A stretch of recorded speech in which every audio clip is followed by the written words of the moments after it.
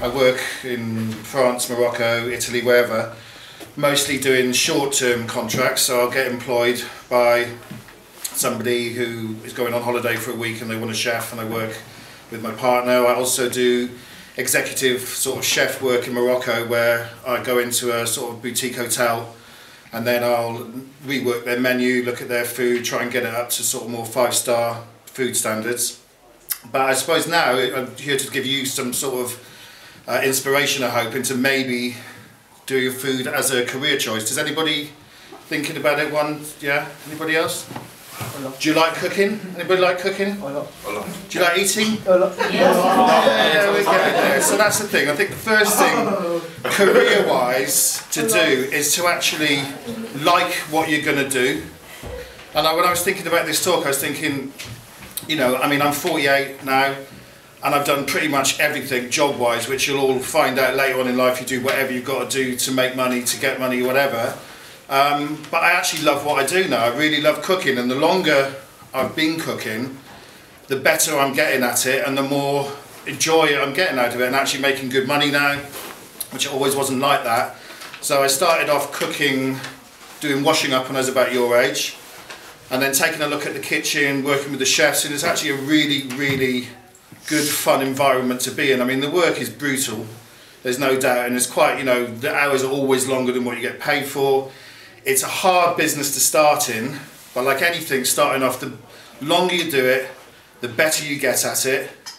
And food generally is just a, you know, it's a very trendy thing now. It's very good, you know, everywhere, you know, finding work is really easy. If you've got a few years under your belt cooking, it's really, you can walk into jobs in London anywhere. And actually traveling, it's good. I've traveled the world, always cooking a little bit here, you know, month here, 6 weeks there, just to get the sort of money to move to keep traveling.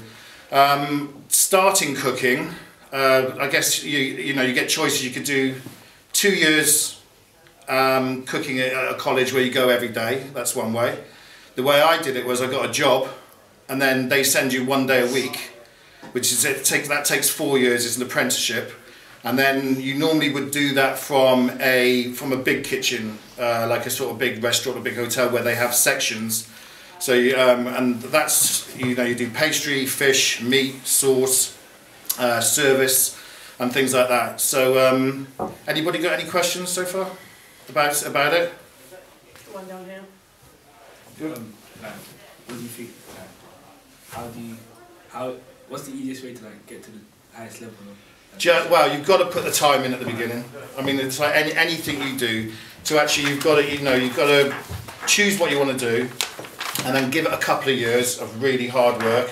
You know, the college thing. You know, you could go into a restaurant and get a job, but actually, the college at some, you know, it's actually good to have that bit of paper. I mean, I've never used that bit of paper, but it reflects in your, you know, I mean, I did 4 years and nobody's ever asked me for it, but it reflects in how you work, because what it will do is it will teach you the basics which you won't learn in a hotel. Just being clean, your working environment, you know, just how your knife skills, how you chop a knife. I mean, and that, how you use a knife, you know, how you chop your you know, it's all the basic stuff. But if you were a head chef employing you, would take notice if you'd had that.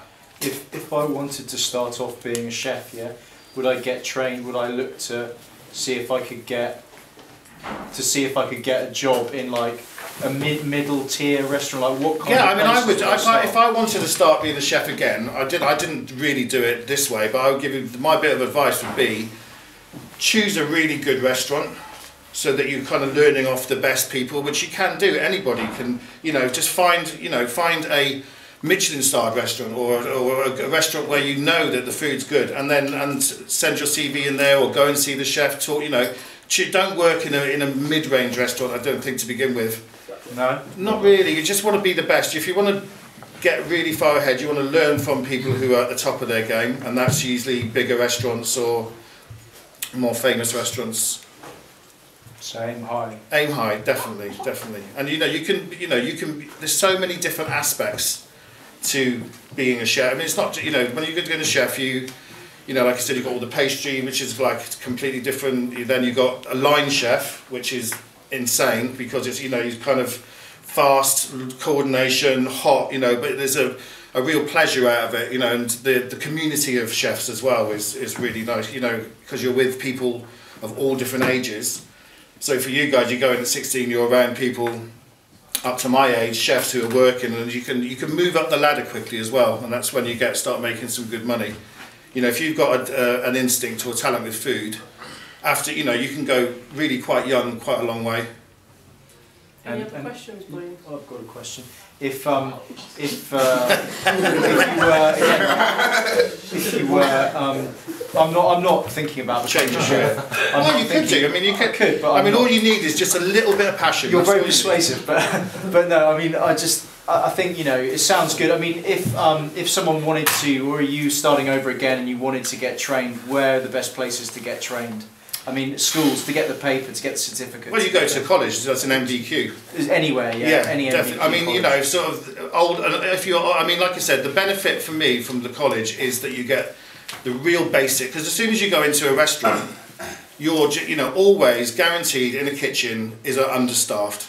You never, you know, very rarely will you walk into a kitchen unless it's a 3 Michelin star kitchen, and you've got enough, you know. So you're always, there's never the time to show people the beginning of it, you know, the very, very basics, like putting a cloth under your chopping board, or, you know, not, you know, washing your knife, you know, sharpening knives, all, how to tie your apron, where to wear, you know, all those things. If you go into a busy restaurant, you'll never get that experience, and that's, you know, so it's definitely worth looking at the apprenticeship. You know, what are you actually looking at when you're going sort of full time, or?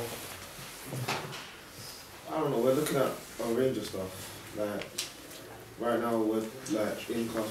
We're doing controlled assessment. So, like, but would you go full time to do the 2-year MVQ, or would you? Yeah, my you brother's wouldn't. doing it. Hmm? My brother's doing it. Yeah. Right now. Yeah. But that would definitely. I mean, it's like you don't. You know, if you can not go straight into a. You know, if you can take a few years to consider. You know, to start college, and you might find out you actually really don't like it. Then you're not kind of. You know, you're not sucked into the work thing, because it's so. Once you start working, and you start getting used to the money, it's kind of really difficult then to step out of that and say, well, actually I don't like that, and then you're kind of in a sort of in a vacuum, in a space where you have to end up taking a job that you really don't want to do, and maybe just because you've started doing the money. So it's definitely worth, after your, you know, GCSEs. And actually I think if you went to a restaurant, you wouldn't necessarily, they would take you on minimal GCSEs, and I think if you went to do the MVQ, I think it's 3 GCSEs you need. Calvin, you got a question?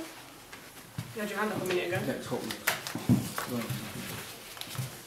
Any other boys got a question? Well, you won't get, he's a successful chef, you won't get this opportunity again, probably. One of ours. I've got a question. Go on. How many people have you cooked for in a day? Like, what's the most? On like Oh a lunch God, I did it. I service? just actually this September I did a festival over in Reading, and it was actually a small festival, like sort of 800 people, and yeah, and yeah, it was, I mean, but I was the only person there doing food, and I was like, oh my God, it was just literally as soon as the shutters opened, there would be a queue, and we literally it was just continued. So I just couldn't. There's 5 of us, and I just didn't realise everybody wanted to eat all the time, you know. And it's sort of really, I was just, you know, we'd sort of, because it's the prepping of the food that takes the time, you know, the chopping of the vegetables, the cooking of the actual, when you actually get onto service, then it's quick, but the actual preparation time, and in the end we just actually have to close the hatch down, spend another 3 hours doing the what's called mise en place, which is where they say everything ready for everything. It's and then you start serving the food. But I did get totally caught out with that.